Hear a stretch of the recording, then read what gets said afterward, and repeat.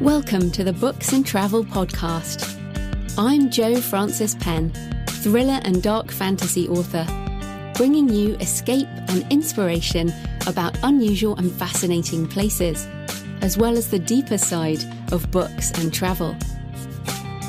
You can find the episode show notes, your free monthly reading list, and lots more at booksandtravel.page. Hello travellers, I'm Jo Frances Penn and this is episode number 4 of the Books and Travel Podcast. Today I'm talking about Granada and Cordoba in Andalusia, southern Spain, with historical novelist David Penny. Now, David and I share an intense love of southern Spain in particular. And in fact, I almost moved to Spain in the year 2000 rather than go to Australia. I loved it so much and features in a number of my books, a lot in Gates of Hell, which is about Kabbalah and the Jewish side of Spain. And then again in Valley of Dry Bones, which is very much about the Catholic history. And I think part of the romance of Andalusia comes from the smell of oranges and citrus in the air and the sound of flamenco guitar and the exotic architecture that mingles the Middle Eastern and Moorish heritage with Catholicism. Easy for me to say. And of course, I find the very bloody history of Spain almost constant inspiration for my writing. I always come back to the idea of faith and what people do in the name of religion. And it's a continual fascination for me and appears in pretty much all of my books. Now, I'm going to do a solo show on Spain at some point. But in the meantime, enjoy this interview with David. David Penny is the author of the Thomas Berrington historical mysteries set in Moorish Spain. Today we're talking about how his love of Spain features in his books. Welcome, David. Hi, Joanna. Thank you for having me.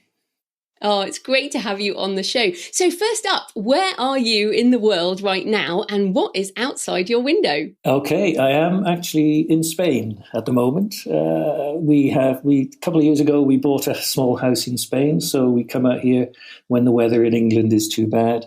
And at the moment, outside my window is lots of olive groves, almonds just coming into blossom. And it's about 19 degrees C, I'm afraid. That's very pleasant. I'm in England, and of course it's a bit chilly right now. Yeah. So. But that's awesome. So tell us a bit more about how you fell in love with Spain, because you're obviously British, and why did you decide to set your books there? Okay. Spain was a very late discovery for me. I came here and I actually visited the Alhambra at 16 years old on a school trip. And we I think we had 3 days or 3 afternoons when we actually got off the boat, which was not much fun. But I distinctly remember traveling in a coach through what at the time looked like desert landscape for hours. And we got to the Alhambra Palace, and I do have pictures of it, and I do vaguely remember it. But my abiding memory of that trip is you could go into a bar and you were 16 years old and 15 and you'd order a beer and they'd serve you, and it was brilliant. Perfect. But then we never visited Spain for another 40 years. And in fact, the ideas for the books I write came before we came back to Spain. So I'm not sure what was happening. I was sitting at home with the kids and my wife, and for some reason I said, do you think anybody's ever written a detective novel set at the end of Moorish Spain? And they gave me this weird look, and they said, why? And I said, well, I just got an idea for a 10-book series, and it seems like a nice idea. Somebody must have come up with it before. And I took a look around and nobody has. And I couldn't believe it, because it is such a fascinating period in history and such an amazing place to write about. So that was the initial idea.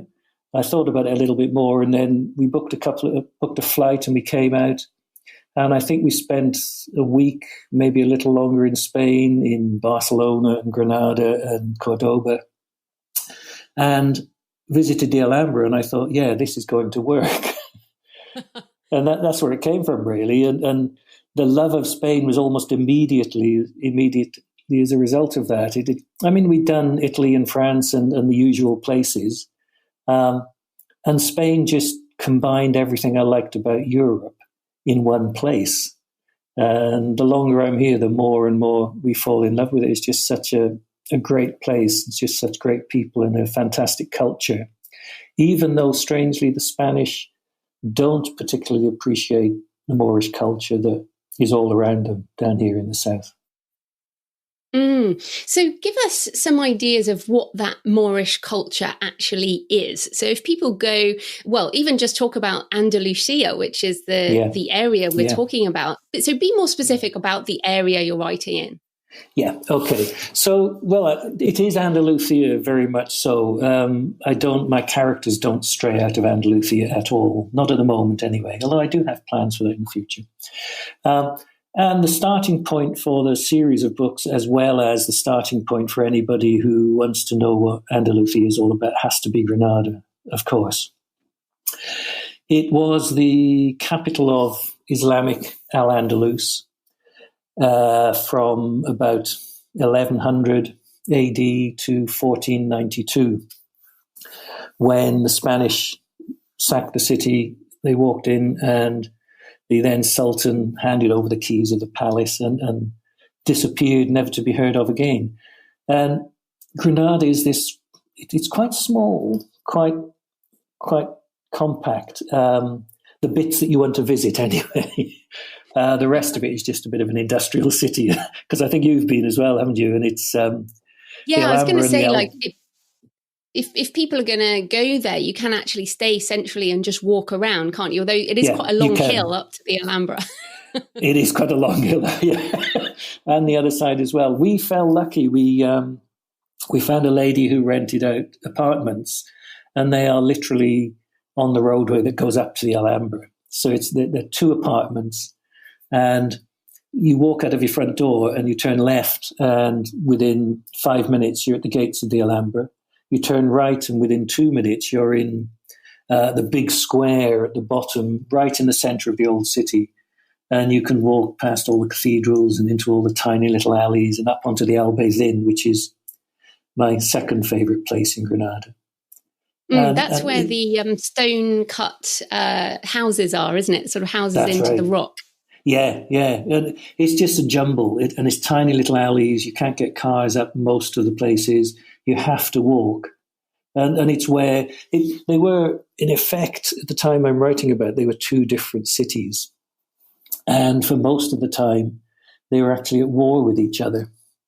So some of the reason that the Moors were defeated in Spain has got very little to do with how good the Spanish soldiers were, and more to do with infighting, which is probably typical of most civilizations and the way they end, to be honest.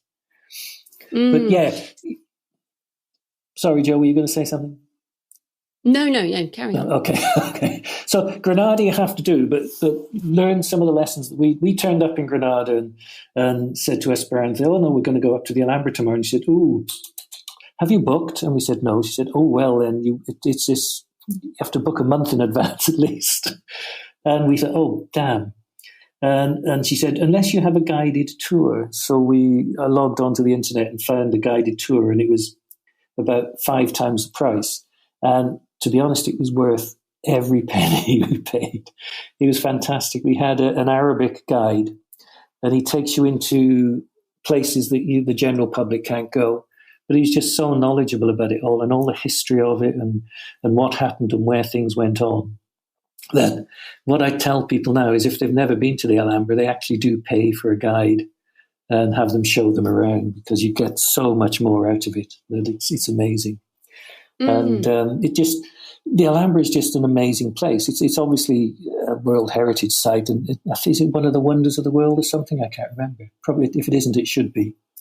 Definitely. It's just totally otherworldly, and the fact that people live there and on a day-to-day basis is unbelievable. And it's weird, because I've had several emails and messages from people who have read my books And then they've written to me and said, "Oh, they're so fantastic. We live in Alabama and we're flying to Spain next week to go and look at all the places you write about." You think, oh my God, no, that is humbling and also a bit worrying. Well, I think that's part of the reason I wanted to have these conversations, because I find myself doing that. And also I get the same emails about my books. And it's funny, you mentioned the Alhambra. I remember traveling there back when I was probably 18, 19 and sitting in one of those cafes across the valley. Yeah. There's a few places you can sit there looking out, and it does evoke history.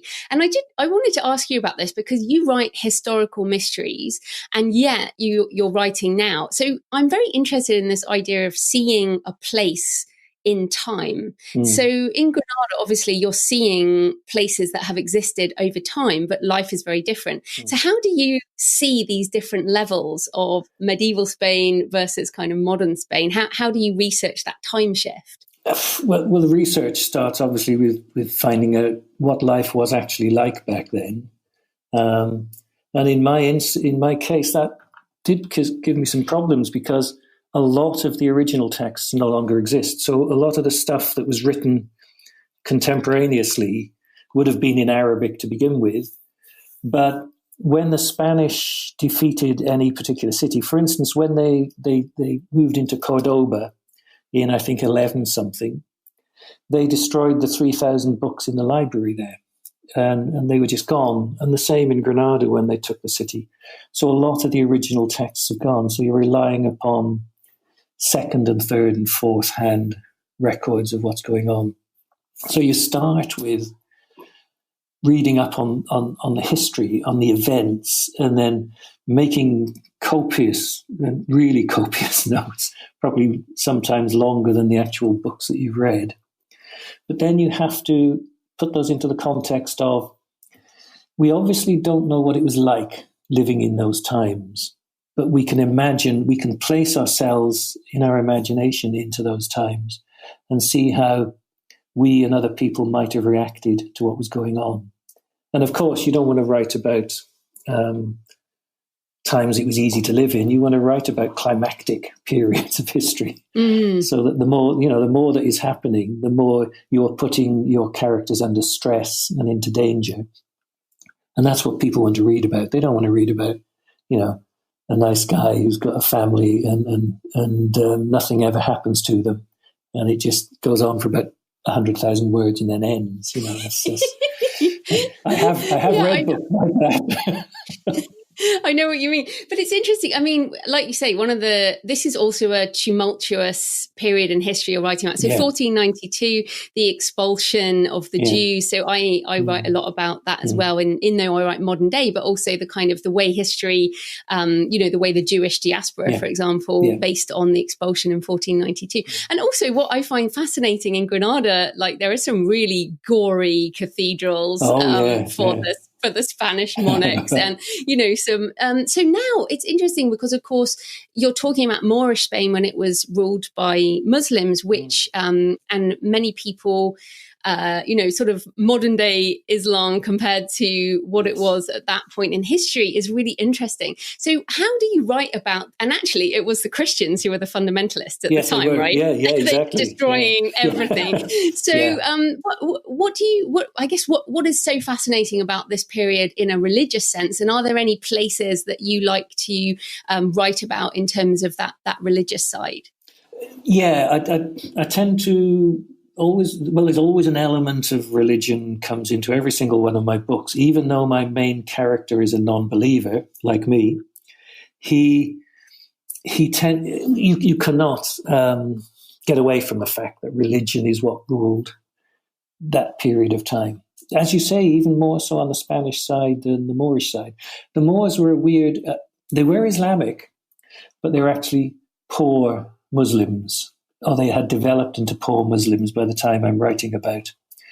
They sort of came into Spain in 792, I think, on a tide of wild Islamic zeal, rode straight through the country. They got as far north as Poitiers. I think it must have rained and they decided they didn't like it and they withdrew. But that initial religious zeal wore off significantly as time went on. And the Islam of the 1300s, 1400s earlier was a very different thing to the Islam of today. Like you say, it has switched. We hear a lot about Islamic fundamentalism, but I've got friends who are Islamic and they're not fundamentalists. It's just part of their religion, part of their day-to-day life. Although, to be honest, I think they are more. They do adhere to the strictures of their religion far more than Christians do. There's a lot of Christians in here and elsewhere who rarely go to church, whereas most of the Muslims I know, even though they're not fundamentalists, they do tend to adhere to the prayer times and so on. But obviously it was a different period of history, and like you say, Spain was resurgent, and I just love the way that what happened during Spain fighting what they considered the Islamic invaders, although they'd been there 800 years, strengthened their fighting prowess so much that they became, with obviously Christopher Columbus and the discovery of the Americas, this almost unstoppable fighting force that was also pretty awful. You only got to look at what they did in a lot of South America and so on to see that was true. And a lot of that came from the ferocity of the fighting that was going on at the time I'm writing about. And it's just, the ends of wars are always more interesting than the starts of wars quite often. And so I'm just writing about the last 10 years of that. And, I said I had 10 books in mind when it came to it. Initially in that sort of nanosecond, I'm sure you've had these moments as well, Joanna. You're sitting there and then, bam, oh my God, that would make a book. And the initial idea was Christopher Columbus walking into the Alhambra to request the funds to sail across to discover a route to the Indies.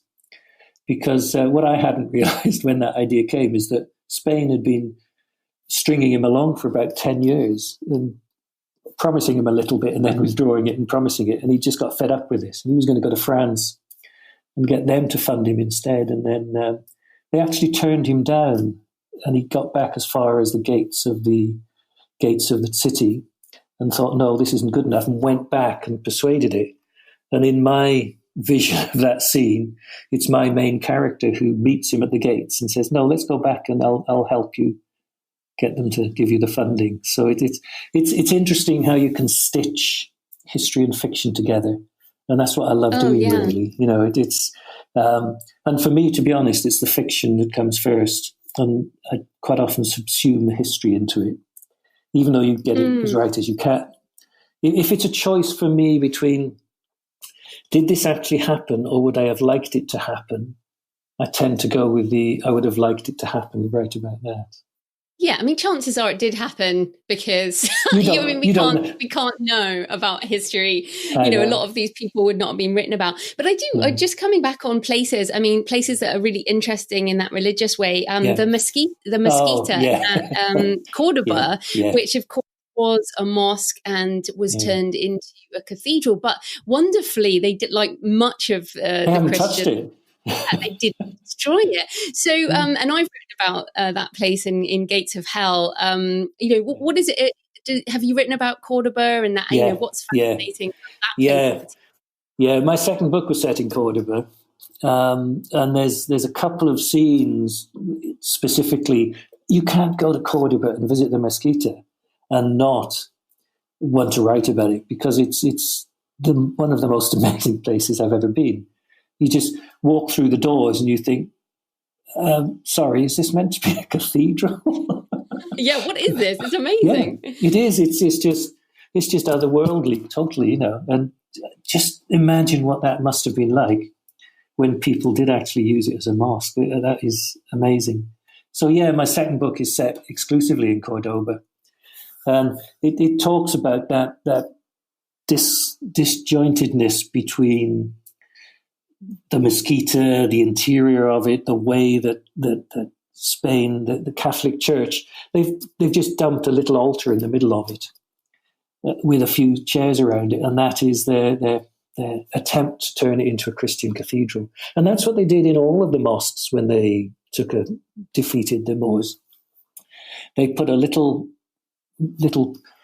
piece in the middle of them, and then gradually either knocked them down. They left most of the mesquite in place, but they knocked down the mosque in Seville, but kept part of it. So that I think there's one corner of the cathedral in Sevilla that is still part of the mosque, and I actually make use of that in a later book as well.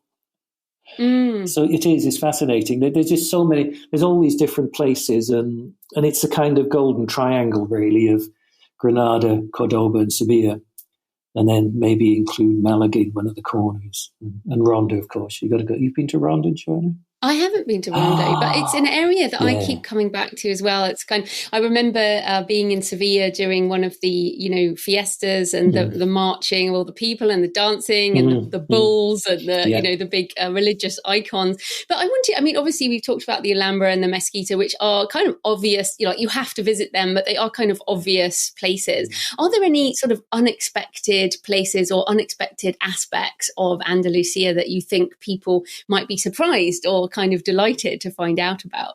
I think both, to be honest. Yeah, definitely surprised. On my website, I've started a blog thread, and it's called Beyond the Beaches. And the whole point about it is to tell people that, because, people come to Spain. This is what put us off Spain, and why I didn't come for years and years and years, is this image of Benidorm and the costas and lots of sand and lots of drinking and lots of shouting and fighting on a Saturday night. The first surprising thing is it's not actually like that, not where we are. So if we go down to the coast on a Saturday night, there's to a place called Torre del Mar, which is our nearest seaside. It's just totally and utterly Spanish. And so it's what a Spanish Saturday night is like, which involves lots of drinking but less fighting. But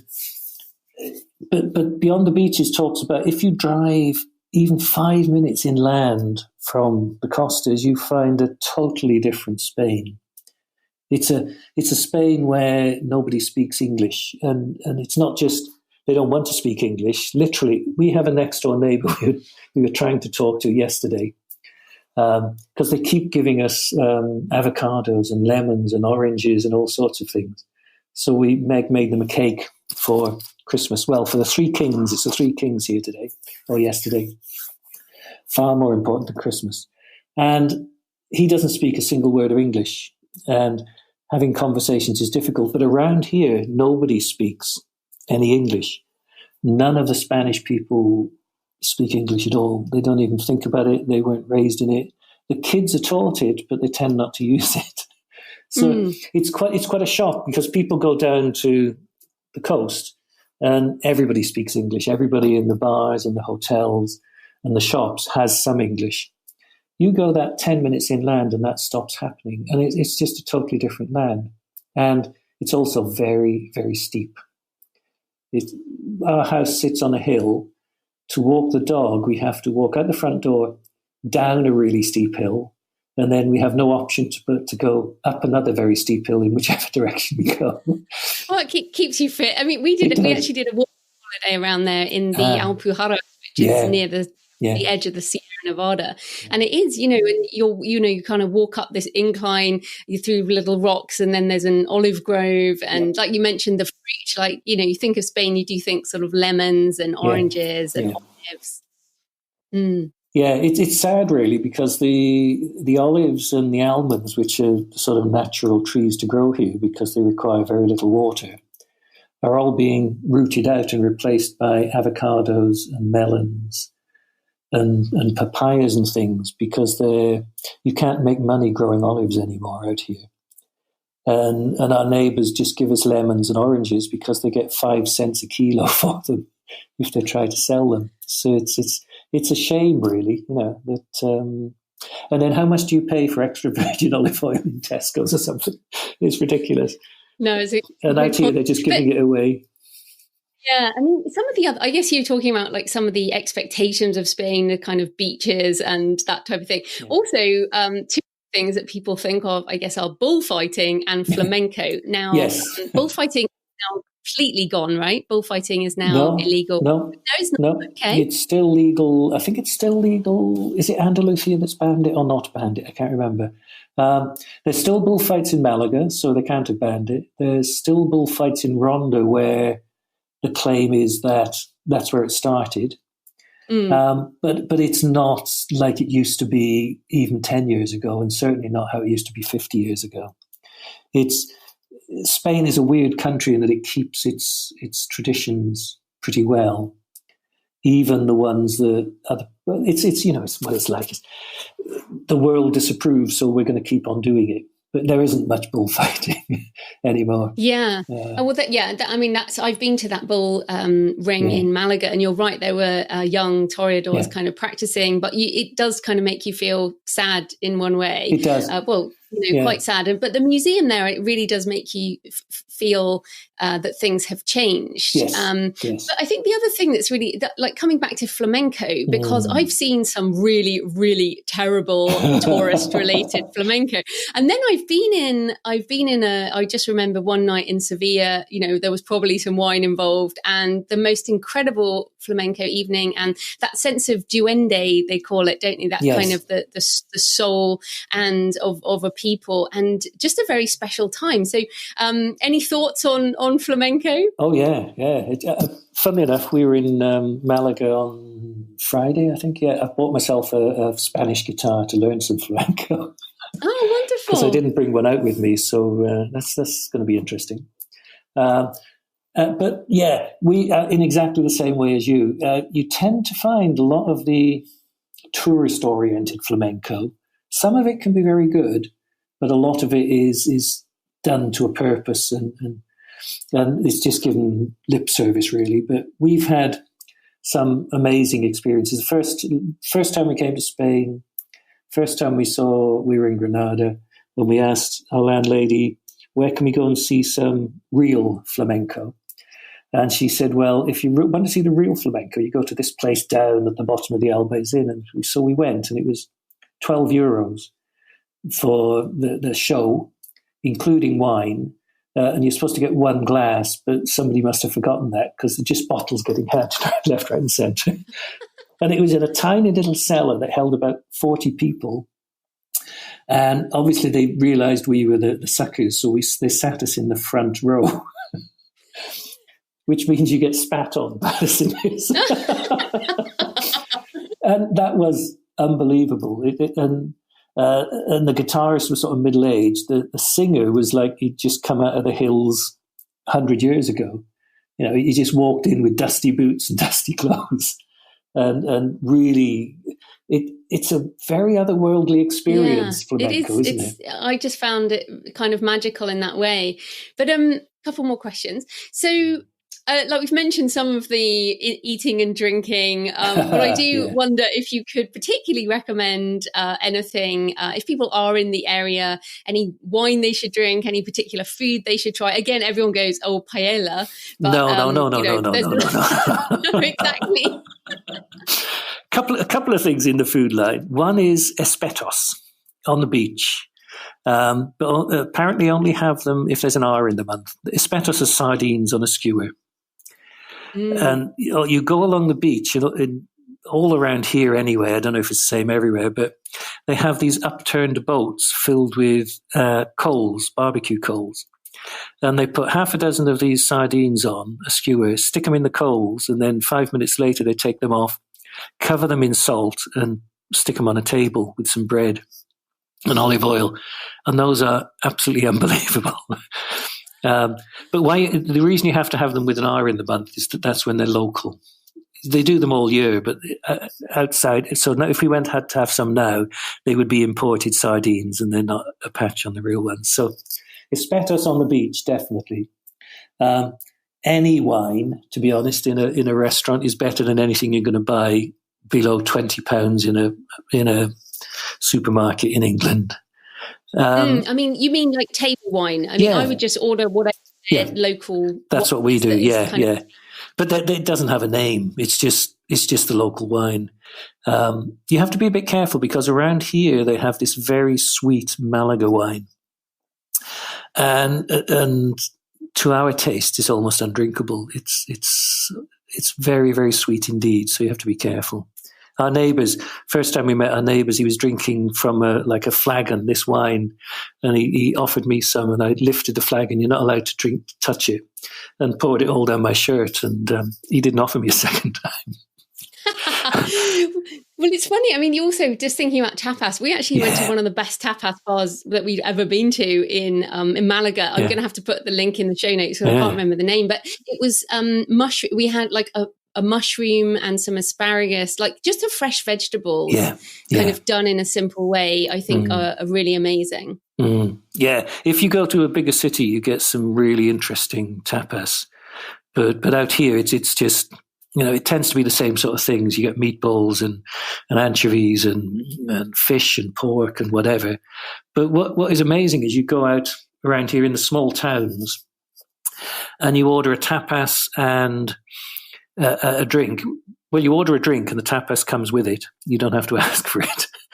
And you go to pay and you find out it's €1 for the wine and the tapas. It's, you don't have, you can eat for about €6 all night long. And what if you come out, people have to go and do the menu de la dia, the daily lunchtime menu. It's a 3-course meal with a drink and it's €8. Yeah, it's amazing. Yeah, but the lifestyle is very different as well, and you have this sort of idea that Spain is different, but you don't realize how different it is until you have to live here. And we didn't. In the UK, we're spoiled. You go out, and every day is a day you can go to the shops. In Spain, from Saturday lunchtime until Monday 8 a.m., everything is shut. That's because they're having a good life. It is, yeah. They enjoy life, and life is more important than commerce, I think, and things like we're used to Amazon next day delivery. You do not get that in Spain. 3 weeks, everything. If you order anything, it's always 3 weeks and it's coming from Madrid. I mean, Madrid's 4 hours up the road. I was going to say it's not that far. You'd be better to drive to a lockbox. No. But it is interesting. But the trade off, as the trade off is a slower pace of life. Yes, which is nice. Which kind of which is, and whenever I arrive, I mean, we come to Spain quite a lot, and I relax. I feel like I'm on holiday in Spain. I really do. Like my husband is. I think I emailed you and I said, well, we'd like thinking about living in Spain, and then I just went, do you know what? I'd never do any work. Yeah, I can remember meeting you in London after LBF, and we went for a meal with Orna and others. And I was walking with you, and I had to run. And you just walk so fast, Joanna. and you find that in Spain, I don't in Spain. No, everything is just so slow. The locals just, and it's a local thing. Everywhere you go now, if we will go out at about 5 o'clock. You see the locals, and they go, paseo, and they just walk. Morning and evening, whatever age people are, they just walk. And they just go for a little walk along the road and then walk back home.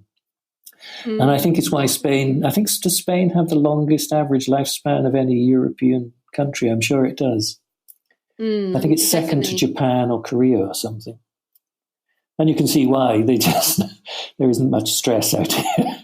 No, it's pretty relaxed. Yes. So we're almost finished, but I wanted to ask, why do you travel, and what does travel bring to your writing and or your life? Yeah,